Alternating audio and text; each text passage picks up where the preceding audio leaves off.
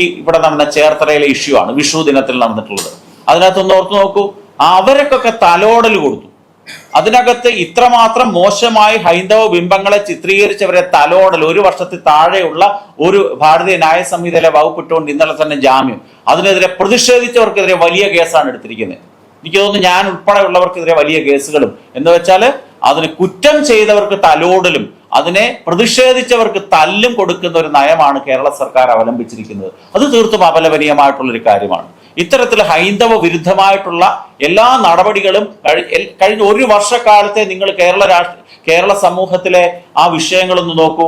പാദപൂജയുടെ വിവാദം, ഭാരതാംബയുടെ വിവാദം, ശബരിമലയിലെ കൊള്ളയുടേത്, ഈ നമ്മുടെ ട്രെയിനിന്റെ വന്ദേ ഭാരത് ട്രെയിനിന്റെ ഉദ്ഘാടനത്തിന് ഗണഗീതം പാടുക, ഈ നവകേരളം ലോട്ടറി ടിക്കറ്റ്. ഞാനൊരു 50 ഉദാഹരണങ്ങൾ കഴിഞ്ഞ 1 വർഷക്കാലം കേരളത്തിലെ ഹിന്ദു വിരുദ്ധമായ നടപടികൾ ചൂണ്ടിക്കാണിക്കാം.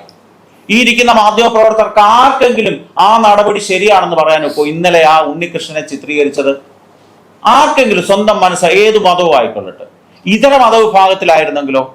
കേരളത്തിലെ ഒരു ചോദ്യ പേപ്പറിൽ മുഹമ്മദ് എന്ന പേര് ചേർത്തപ്പോൾ ആ അധ്യാപകനെ ഇല്ലാതാക്കുകയും ആ അധ്യാപകന്റെ കുടുംബം തകർക്കുകയും ചെയ്ത സാഹചര്യം നമ്മൾ കണ്ടിട്ടുണ്ട്. ഇവിടുത്തെ ഒരു സംഭവം മാത്രമല്ല, ഇന്നലെ 8ഓളം സ്ഥലങ്ങളിൽ സമാന സാഹചര്യത്തില് മന്തി കടകളുടെ പരസ്യം വന്നിട്ടുണ്ട്. ഇതൊരബദ്ധം പറ്റിയതാണെന്നൊരു വ്യക്തി പറഞ്ഞു, ശരി, സമ്മതിച്ചു. പക്ഷെ 8 എണ്ണം എവിടുന്ന് വന്നു? 8 എണ്ണം തെളിവ് സഹിതം തരാം. കോഴിക്കോട് ഈ എറണാകുളം സിറ്റിയിൽ 2 കടകള്, എറണാകുളം സിറ്റിയിൽ ഒരു ചെരുപ്പ് കട, തിരുവനന്തപുരത്തേത്, ധാരാളം ഉദാഹരണങ്ങൾ. അന്നേരം ഇതൊക്കെ ഒരു ആസൂത്രിതമായ ശ്രമത്തിന്റെ ഭാഗമായിട്ടാണ് ഈ വിവാദങ്ങൾ ഉണ്ടാക്കുന്നത്. ഇത് മറ്റു മതങ്ങളിലായിരുന്നുവെങ്കിൽ വലിയ പ്രശ്നവും, എന്ന് വെച്ചാൽ ന്യൂനപക്ഷമായിട്ടിരിക്കുമ്പോൾ ഞങ്ങൾക്ക് ഇതൊന്നും ഒരു പ്രശ്നമല്ല എന്നുള്ള ചില ആൾക്കാരുടെ ചിന്താഗതിയുടെ ഭാഗമായിട്ടാണ് ഇങ്ങനെയുള്ള ആസൂത്രിതമായ ശ്രമങ്ങൾ നടക്കുന്നത്. പിന്നെ കേരളത്തിൽ നടക്കുന്ന ഹൈന്ദവ വിരുദ്ധമായിട്ടുള്ള ഇത്തരം പ്രവർത്തനങ്ങൾ അവസാനിപ്പിക്കേണ്ട ഒരു കാലഘട്ടമാണിത്.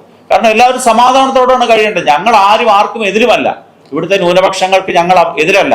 പക്ഷെ അവര് കാണിക്കുന്ന ഇവിടുത്തെ സോ കോൾഡ് ഭൂരിപക്ഷം എന്ന് പറയുന്ന ഹിന്ദുക്കളോട് ഒരു കാര്യം കൂടെ, കേരളത്തിലെ ഭൂരിപക്ഷം നഷ്ടപ്പെട്ടു ഹിന്ദുവിന്. 2011 സെൻസസ് അനുസരിച്ചുകൊണ്ട് കേരളത്തിലെ 53% കേരളത്തിലെ ഹിന്ദു ജനസംഖ്യ. എന്നത്തെയാണ് നോക്കണം, 15 വർഷങ്ങൾക്ക് മുമ്പ്. ഇന്നൊരു സെൻസസ് നടക്കട്ടെ, കേരളത്തിലെ ഹിന്ദു ബിലോ 50% ആണെന്ന് ഞാൻ എഴുതി വെച്ച് തരാം. അതുകൊണ്ടാണല്ലോ പറഞ്ഞത് മലപ്പുറം ജില്ലയെ 3ആയിട്ട് കട്ട് ചെയ്യണം. 69 മലപ്പുറം ജില്ലയുണ്ടായി. 71 സെൻസസ് അനുസരിച്ചുള്ള കണക്കും ഈ വർഷം ഇപ്പോൾ അവിടുത്തെ ചില രാഷ്ട്രീയ വക്താക്കൾ പറഞ്ഞതനുസരിച്ച് 45 ലക്ഷമായി ജനസംഖ്യ. എന്ന് വെച്ചാൽ 163% ഗ്രോത്ത് മലപ്പുറം ജില്ലയിൽ ഉണ്ടായപ്പോൾ അന്ന് 71 ഹിന്ദു ജനസംഖ്യ കൂടിയുണ്ടായിരുന്ന തിരുവനന്തപുരം ജില്ലയിൽ 63% ഗ്രോത്തേ ഉണ്ടായിട്ടുള്ളൂ.